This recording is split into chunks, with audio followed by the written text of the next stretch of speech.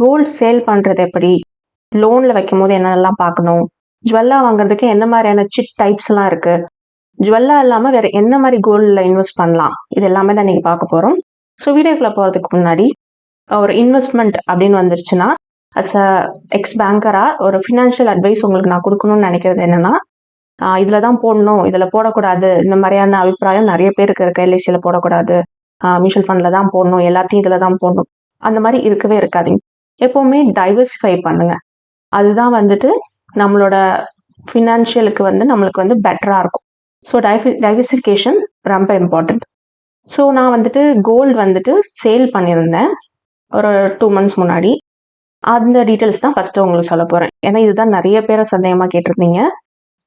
நான் கிட்டத்தட்ட 105 கிராம் கிட்ட சேல் பண்ணேன். ஒரு 40 கிராமுக்கு மட்டும் உங்களுக்கு கணக்கு சொல்கிறேன். அப்போ தான் உங்களுக்கு ஈஸியாக புரியும், இல்லைன்னா ரொம்ப கன்ஃபியூஸ்டாக இருக்கும். நிறைய பேர் அன்னைக்கு ரேட்டுக்கு என்னவோ அதை எடுத்துப்பாங்க அப்படின்னு நினைப்பாங்க. பட் அப்படி கிடையாது. அன்னைக்கு ரேட் பார்த்தீங்கன்னா 6,610 இருந்தது. நான் வித்த அன்னைக்கான ரேட்டு பெர் கிராம் 22 கேரட்டுக்கு தான் சொல்கிறேன். இதே 24 கேரட்டுக்கு கூட இருக்கும். இந்த 6,610 சொல்கிறேன் பாருங்க, இது தஞ்சாவூர் ரேட்டு. எப்போவுமே சென்னையை விட தஞ்சாவூரில் கொஞ்சம் ஒரு 50 ரூபாக்குள்ள முன்ன பின்ன டிஃப்ரென்ஸ் வரும், கம்மியாக வரும். ஸோ 24 கேரட்டோட ரேட் பார்த்தீங்கன்னா 7,200 இருந்தது. அந்த ஒரு நான் வித்த நெக்லஸ் 10 வருஷம் முன்னாடி வாங்கியிருந்தேன். 10-11 வருஷம் இருக்கும், கரெக்டாக என் ஞாபகம் இல்லை. 80,000 தான் ஆனிச்சு, அது மட்டும் நல்ல ஞாபகம் இருக்குது. இது வேஸ்டேஜு, செய்கூலி, டேக்ஸு எல்லாமே கட்டி தான் நான் வாங்கியிருந்தேன். 80,000க்கு 40 கிராம்ஸ் வாங்கியிருந்தேன். அதில் எந்த ரிடக்ஷன்ஸும் இல்லை, ஏன்னா ஸ்டோன்ஸ் கிடையாது. பார்க்கறதுக்கு நெக்லஸ் புதுசாக தான் இருந்தது. எனாமல்ஸ் எதுவும் போடல. 916 போட்டிருந்தது. 916 ரொம்ப முக்கியம். ஸோ 40 கிராமுக்கு எப்படி கால்குலேட் பண்ணுவாங்கன்னா, இந்த கால்குலேஷன் என் ஹஸ்பண்டோட ஃப்ரெண்ட் அவங்க ஃபேமிலியே ஜுவல் பிஸ்னஸ் பண்ணுறாங்க. ஸோ அந்த பிஸ்னஸ் அவங்க கிட்ட தான் நாங்கள் ஃபர்ஸ்ட் கேட்டோம், எப்படி சேல் பண்ணுறதுக்கு போது எவ்வளோ வரும் அப்படின்னு சொல்லிட்டு அந்த ஃப்ரெண்ட் கிட்ட தான் கேட்டோம். ஸோ அவங்க சொன்ன கால்குலேஷன் என்னன்னா, முதல்ல எவ்வளோ கிராம்ஸ் இருக்கோ அந்த கிராம்ஸ் எடுத்துக்கோங்க, அது கூட 90 மல்டிப்ளை பண்ணிக்கோங்க, அது கூட 24 கேரட்டுக்கு அன்னைக்கு ரேட் என்னவோ அதை மல்டிப்ளை பண்ணி டிவைட் பை 100 போட்டால் என்ன வருதோ அந்த ரேட்டுக்கு எடுத்துப்பாங்கன்னாங்க. ஏன் 90 அப்படின்னா, ஆக்சுவலி 91.6 தானே நம்மளுக்கு. பட் 90 ஏன் அப்படின்னு நாங்கள் கேட்டபோது மெல்டிங் ரேட் அப்படின்னு சொல்லிட்டு ஒன்று சொன்னாங்க. அதில் அந்த 1.6 கழிச்சுப்பாங்க அப்படின்னு சொல்லிட்டு தான் அவங்க சொன்னது. இதுதான் இந்த ரேட். இவங்க கிட்ட நாங்கள் விற்கல, இவங்க வேற ஊரில் இருக்காங்க. ஸோ அவ்வளோ தூரம் போக முடியாததுனால தஞ்சாவூரில் சரௌண்டிங்ஸில் நாங்கள் தேடணும். இவங்க சொன்ன ரேட்டுக்கு யார் வருவாங்கன்னு 3-4 கடையில் விசாரித்தோம். ஒவ்வொரு கடையிலும் ஒவ்வொரு ரீசன்ஸ் ஒரு மாதிரி சொன்னாங்க. அது எல்லாமே என்னென்ன சொன்னாங்கன்னு நான் உங்களுக்கு சொல்கிறேன். ஸோ அவங்க சொன்ன ரேட் படி 40 கிராம்ஸுக்கு 90 × 7,200 அன்னைக்கு 24 கிராம் ரேட்டு. அந்த கால்குலேஷன் போட்டிங்கன்னா உங்களுக்கு 2,59,200 வருது. நாங்கள் எக்ஸாக்டாக இந்த ரேட்டுக்கே நான் விற்றுட்டோம். எடுத்தோன்னே இந்த ரேட் எங்களுக்கு கிடைக்கல, ரொம்ப கம்மியாலாம் நிறைய பேர் சொன்னாங்க. ஸோ இது 1 கிராம் அப்படின்னு பார்த்தீங்கன்னா 6,480 வருது. ஸோ அன்னைக்கு ஆக்சுவல் ரேட் 6,610. பட் நான் வித்த ரேட் பார்த்தீங்கன்னா 6,480. ஸோ 1 கிராமோட ரேட் இதுலேருந்து உங்களுக்கு ஒரு ஜென்ரல் கால்குலேஷன் உங்களால் போட்டுக்க முடியும். ஸோ நான் இது சில பேர் நினைப்பாங்க இது நஷ்டம் அப்படின்னு நினைப்பாங்க. பட் நம்ம பிஸ்னஸ் முதல்ல பார்த்தோன்னா அவங்களுக்கு லாபம் இல்லாமல் யாருமே பண்ண மாட்டாங்க. ஸோ டிஃப்ரென்ஸ் பார்த்தீங்கன்னா 130 ரூபா டிஃப்ரென்ஸ் வரும். 130 ரூபா அவங்களுக்கு லாபம் வச்சு தான் எடுத்துக்கிறாங்க. ஸோ நம்மளுக்கு தேவைன்னு நம்ம விற்கிறோம். அதில் நான் விசாரித்த இதில் இதுதான் எங்களுக்கு பெட்டராக இருந்தது. ஸோ அவங்கள்ட்ட இதை நாங்கள் சேல் பண்ணோம். அடுத்தது நான் வாங்கும் போது இதோட ரேட் 80,000. கிட்டத்தட்ட 10 வருஷம் நான் வச்சுருந்தேன். எப்போவுமே ஜுவல்லை வாங்கிட்டு உடனே யாரும் சேல் பண்ண மாட்டாங்க. ஏன்னா நம்ம சேல் பண்ணணும்னு நினச்சி யாருமே ஜுவல் வாங்க மாட்டோம். ஸோ இதோட டிஃப்ரென்ஸ் பார்த்தீங்கனாலே உங்களுக்கு எனக்கு இது ப்ராஃபிட்டபுளாக தான் தெரிஞ்சுது. நான் அப்போ வாங்கின ரேட்டுக்கும் நான் ஃபஸ்ட்டு என்னோட சேலரியில் வாங்கின நகை, அதனால தான் 80,000 நல்லா இன்னும் ஞாபகம் வச்சு சொல்கிறேன். ஸோ நான் சில பேர்கிட்ட விசாரிச்சேன்னு சொன்னேன் இல்லையா, ஃபர்ஸ்ட் டைம் நான் விசாரித்தது ஒரு கோல்டு ஷாப்பில் விசாரித்தேன். பெரிய பெரிய ஷாப், அதாவது இந்த ஜிஆர்டி, மலபார் கோல்டன் டைமண்ட்ஸ், இவங்க கிட்டலாம் அவங்க நகைக்கு பணம் தர முடியாதுன்னு சொல்லிட்டாங்க. ஸோ தஞ்சாவூரில் மட்டும் இருக்கக்கூடிய ஒரு கடை, அந்த கடையில் போய் கேட்டோம். அவங்க நிறைய ரெடியூஸ் பண்ணாங்க. நான் சொன்னது 40 கிராமுக்கு தான் உங்களுக்கு கால்குலேஷன் சொன்னேன். அதில் தான் ஸ்டோன்லேயே தவிர மற்ற சில நகையில் ஸ்டோன்ஸ் இருந்துச்சு, எனாமல் இருந்துச்சு. அதுக்கெல்லாம் சேர்த்து இம்ப்யூரிட்டிஸ் இருக்கும், அந்த மாதிரிலாம் இருக்கும்னு சொல்லிட்டு கழிச்சாங்க. எவ்வளோ கழிச்சாங்கன்னு பார்த்தீங்கன்னா கிட்டத்தட்ட 4 கிராம் கிட்ட கழிச்சாங்க. 4 கிராம் கழிச்சிட்டு மிச்சம் இருக்கிறது வந்து கிராம் ரேட்டு தான் சொன்னாங்க. எங்கள் ஃப்ரெண்டு சொன்ன கால்குலேஷன் யாருமே சொல்லலை, எல்லாருமே கிராம் ரேட்டு தான் சொன்னாங்க. 6300 பெர் கிராம் கொடுக்குறோம் அப்படின்னு சொல்லிட்டு சொன்னாங்க. அடுத்தது வந்துட்டு ஒரு சின்ன கோல்ட் ஷாப், ரொம்ப செஞ்சு வாங்குற மாதிரி இருக்கும். பார்த்தீங்கன்னா பெரிய ஷாப்பெல்லாம் இருக்காது. உங்களுக்கு நான் என்ன சொல்கிறேன்னு புரியுதுன்னு நம்புகிறேன். ரொம்ப குட்டி கடையாக இருக்கும். அங்கே போயிட்டு நாங்கள் கேட்கும் போது அங்கேயும் வந்து ரெடியூஸ் பண்ணாங்க. அங்கே வந்துட்டு ஒரு 2லேருந்து 3 கிராம் கிட்ட ரெடியூஸ் பண்ணாங்க. கொஞ்சம் தெரிஞ்சவங்க அப்படிங்கிறனால 2 to 3 கிராம்ஸ் ரெடியூஸ் பண்ணாங்க. இல்லைன்னா கண்டிப்பாக கூட ரெடியூஸ் பண்ணியிருப்பாங்க. ஆனால் 6400 பெர் கிராம் கொடுக்கறதா அவர் சொன்னார். அடுத்தது வந்துட்டு இன்னொரு பெரிய கம்பெனிஸ் எல்லாம் இருக்கு இல்லையா, கோல்டு நாங்கள் வாங்கிக்கிறோம்னு ஆடெல்லாம் பண்ணுறாங்க பாருங்க, அந்த மாதிரி ஒரு கம்பெனியில் விசாரித்தோம். அங்கேயும் வந்து ரெடியூஸ் பண்ணாங்க. அங்கே வந்து ஒரு 2 கிராம் ரெடியூஸ் பண்ணார். அங்கே அப்ரைஸ் பண்ண ஒருத்தர் வந்து 2 கிராம் ரெடியூஸ் பண்ணார். பர் கிராமுக்கு 6350 கொடுத்தாரு. ஸோ இதெல்லாம் தவிர 4வது ஒரு ஆள் கிட்ட தான் நாங்கள் வந்து சேல் பண்ணோம். அண்ட் வந்து நீங்கள் ஆல்ரெடி ஜுவல் வந்து லோனில் இருக்குன்னா முடிஞ்ச அளவுக்கு இந்த டேக் ஓவர் பண்ணிக்கிறதுக்கு பிக் கம்பெனிஸ், நான் சொன்ன பிக் கம்பெனிஸ் வருவாங்க, அதை அவாய்ட் பண்ணிக்கோங்க. அண்ட் அதே மாதிரி ஹால்மார்க் இருக்கிற மாதிரியான ஜுவல்ஸ் எப்பவும் வாங்குங்க. கோல்டு வந்து பார்க்க அழுக்காக இருக்குது, பழசாக இருக்குன்னா அதை வந்துட்டு நீங்கள் வந்து வாஷ் பண்ணுறதுக்கு கடை இருக்குது, அங்கே கொடுத்து நீங்கள் வாஷ் பண்ணிங்கன்னா புதுசாகிடும். அதுக்கப்புறமா சேல் பண்ணுங்க. ஏன்னா இம்ப்யூரிட்டி அப்படிங்கிற பேரில் வந்துட்டு நிறைய ரெடியூஸ் பண்ணுவாங்க, அதுக்காக சொல்கிறேன். கடைசியாக நாங்கள் கொடுத்தவர்கிட்ட வந்து 1 கிராம் மட்டும் ஸ்டோனை நம்மளுக்கு கழிச்சிட்டு மிச்சம் 105 கிராம்லேருந்து -1 104 கிராமுக்கு கொடுத்தாரு. இப்படி தான் நாங்கள் சேல் பண்ணோம். 1 கிராம் வந்து 6480க்கு சேல் பண்ணோம். அன்னைக்கு ரேட் வந்து 6610. இப்படி தான் நாங்கள் சேல் பண்ணது. ஸோ அடுத்தது என்னன்னு பார்க்கலான்னா, லோன். கோல்டு லோன் வந்துட்டு நான் உங்களுக்கு வந்து 3 பேங்க் வந்து உங்களுக்கு சொல்கிறேன். 3 பேங்க்கில் வந்துட்டு ஃபஸ்ட்டு பார்த்தீங்கன்னா இந்தியன் பேங்க். இங்கே வந்து 5200 கொடுக்குறாங்க. 8.75 இன்ட்ரெஸ்ட் ரேட்டுக்கு கொடுக்குறாங்க. இது வந்து டிஃபரெண்ட் ஆகிட்டே இருக்கும். அடுத்தது இது பார்த்தீங்கன்னா ஒரு கோஆப்ரேட்டிவ் பேங்க்கு. இதில் பார்த்தீங்கன்னா 4900 9% வட்டிக்கு கொடுக்குறாங்க. அடுத்தது பார்த்தீங்கன்னா சிட்டி யூனியன் பேங்க். இது வந்து ப்ரைவேட் செக்டார் பேங்க். இங்கே பார்த்தீங்கன்னா 5400 கொடுக்குறாங்க. ஆனால் ரேட் ஆஃப் இன்ட்ரெஸ்ட் வந்து 9.75 சொன்னாங்க. ஸோ வந்து இந்த மாதிரி private, government bank, cooperative bank எல்லாத்துலேயுமே வந்து விசாரிச்சுக்கோங்க. அது தவிர நீங்கள் முக்கியமாக பார்க்க வேண்டியது என்னென்னா அப்ரைசர் ஃபீ போடுவாங்க. இப்போ இந்த கோஆப்ரேட்டிவ் பேங்க் சொன்னேன் பாருங்கள், அங்கே வந்து அப்ரைசர் ஃபீ கிடையாது. சில பேங்க்கில் மட்டும் அந்த மாதிரி இருக்காது. ப்ராசஸிங் ஃபீ பார்த்தீங்கன்னா இந்தியன் பேங்க்கில் அந்த பர்டிகுலர் டைமில் மட்டும் ப்ராசஸிங் ஃபீ நில்லாக இருந்தது. அதுக்கப்புறம் திரும்ப ஜூலை மாதம் மட்டும் ப்ராசஸிங் ஃபீ இல்லை, ஆகஸ்ட் மாதம் ப்ராசஸிங் ஃபீ போட்டாங்க. அடுத்தது வந்து இது குவார்ட்டர்லி ரிவைஸ் பண்ணுவாங்க. கிராம் ரேட் 3 மாதத்துக்கு ஒரு வாட்டி கிராம். இப்போ பார்த்தீங்கன்னா ஆடி மாதம் வந்து கம்மியானுச்சு, அப்போ வந்து எல்லாம் கம்மியாக கொடுத்தாங்க. இப்போ மறுபடியும் இன்க்ரீஸ் ஆக ஆரம்பிச்சிருக்கு கிராம் ரேட். அப்போ வந்து கொஞ்சம் கூட கொடுப்பாங்க.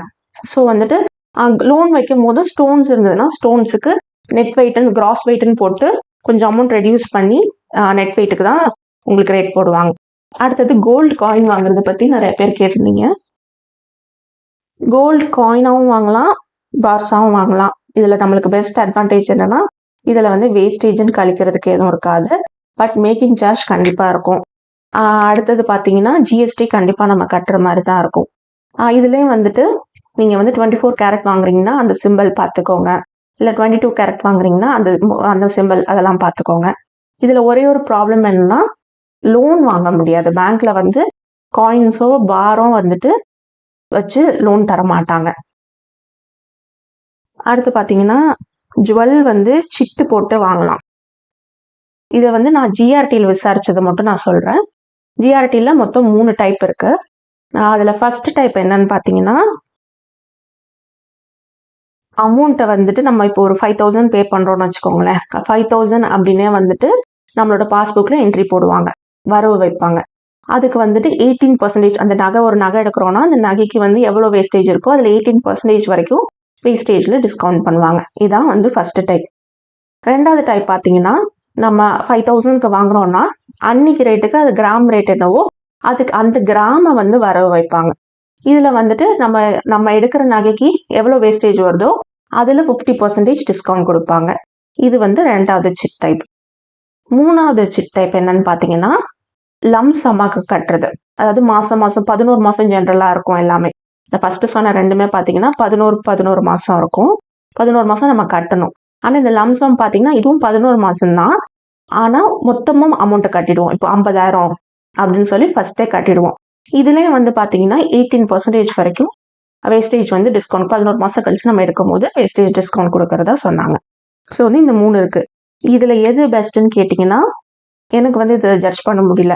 நான் வந்து ஃபஸ்ட்டு சொன்னது தான் நான் போட்டிருக்கேன். 18% வரைக்கும் டிஸ்கவுண்ட் கொடுக்கறது தான் இப்போ போட்டிருக்கேன். அடுத்த சிட்டு போட்டேன் அப்படின்னா 2வது சொன்னேன் பார்த்தீங்களா, கிராம வர வைக்கிறது, அது போடலான் இருக்கேன். ஸோ இது எடுத்து பார்த்தா தான் எனக்கு தெரியும். ஸோ கோல்டு வாங்கும் போது உங்களுக்கு ஒரு சில டிப்ஸ் சொல்கிறேன்.